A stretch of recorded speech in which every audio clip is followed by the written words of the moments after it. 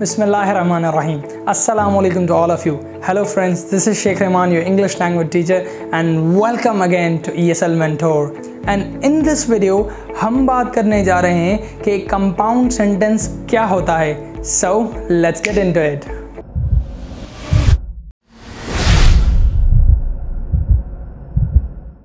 Alright, welcome back. तो चलते हैं कंपाउंड सेंटेंस की तरफ. देखिए, कंपाउंड सेंटेंस को समझने के लिए आपने सिर्फ और सिर्फ 3 चीज़ें समझनी हैं. सबसे पहली चीज़ कि compound sentence is a type of sentence which contains 2 और मोर इंडिपेंडेंट क्लॉजेज.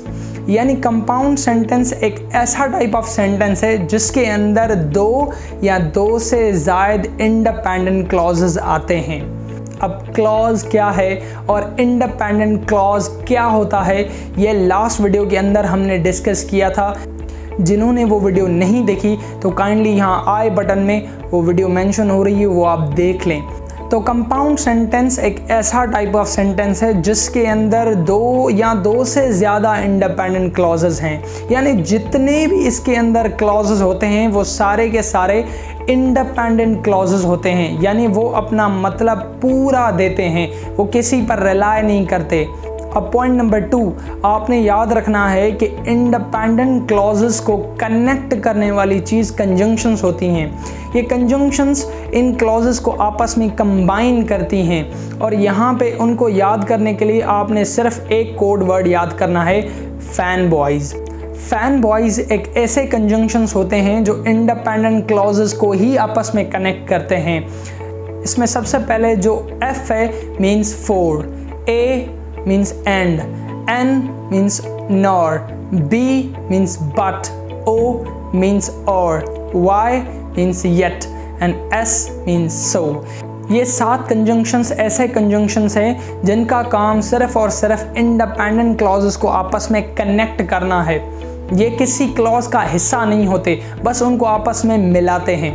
यहाँ पे तीसरी और आखिरी पॉइंट आपने ये याद रखनी है कि जब भी आप फैन बॉयज़ में से कोई एक कंजंक्शन इस्तेमाल करेंगे जो क्लॉजेस को आपस में कनेक्ट करता है, उससे पहले आपने एक कॉमा ज़रूर लगानी है.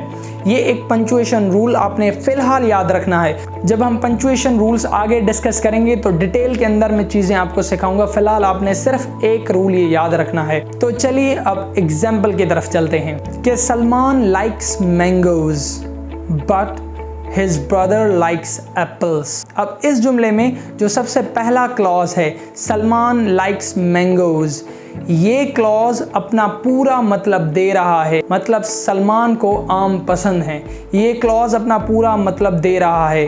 और यहाँ पे जो दूसरा क्लॉज है कि His brother likes apples, अब ये क्लॉज भी अपना मतलब पूरा दे रहा है कि उसके भाई को एप्पल्स पसंद हैं. याद रहे कि इस जुमले में ये दोनों के दोनों क्लॉजेस अपना मतलब पूरा दे रहे हैं. ये दोनों इंडिपेंडेंट क्लॉजेस हैं और इन क्लॉजेस को आपस में कनेक्ट कर रहा है ये कंजंक्शन. तो यहाँ पे आप ये भी देख सकते हैं कि उससे पहले मैंने एक कॉमा भी लगाया है. तो ये रूल भी आपने थोड़ा सा याद रखना है.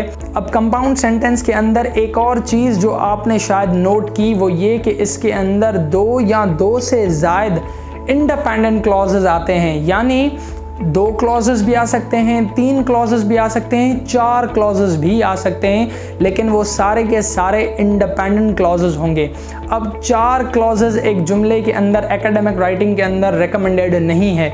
यानी बेहतर होगा कि आप एक सेंटेंस के अंदर 4 क्लॉजेस ना लिखें, लेकिन ये मुमकिन है कि आप एक कंपाउंड सेंटेंस के अंदर 4 क्लॉजेस भी लिख सकते हैं, लेकिन वो सारे के सारे इंडिपेंडेंट क्लॉजेस होंगे. यानी वो ऐसे क्लॉजेस होंगे जो अपना मतलब पूरा देते हैं. अब इस सेंटेंस की तरफ चलते हैं कि द मून वॉज ब्राइट, चांद रोशन था, सो इसलिए हम अपना रास्ता देख सके, we could see our way. अब इस जुमले के अंदर भी दोनों के दोनों इंडिपेंडेंट क्लॉजेस हैं, ये अपना मतलब पूरा दे रहे हैं, इसलिए हम इसको कंपाउंड सेंटेंस कह सकते हैं. या फिर इस जुमले की तरफ हम आते हैं. इस जुमले के अंदर 3 क्लॉजेस हैं. Last night it was raining heavily and we were outside the house, so we all became wet. यानी कल रात बहुत तेज़ बारिश हो रही थी। अब ये नंबर 1 क्लॉज है जो अपना मतलब पूरा दे रहा है, हमें समझ आ रहा है कि कल रात बहुत तेज़ बारिश हो रही थी। अब दूसरे क्लॉज की तरफ आते हैं कि we were outside the house, मतलब हम घर के बाहर थे। अब ये क्लॉज भी अपना मतलब पूरा दे रहा है। और तीसरा clause we all became wet, हम सब भीग गए। अब ये तीसरा क्लॉज भी अपना मतलब पूरा दे रहा है। याद रहे कि इनको मैंने कंजंक्शंस के थ्रू आपस में कनेक्ट किया है। ये पंक्चुएशन रूल आपने कभी नहीं भूलना। तो कंपाउंड सेंटेंस उम्मीद है कि आपको समझ में आया होगा कि होता क्या है।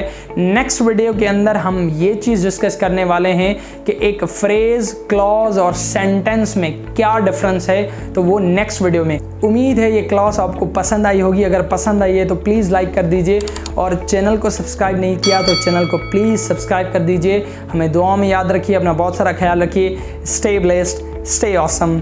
अल्लाह हाफ़िज़।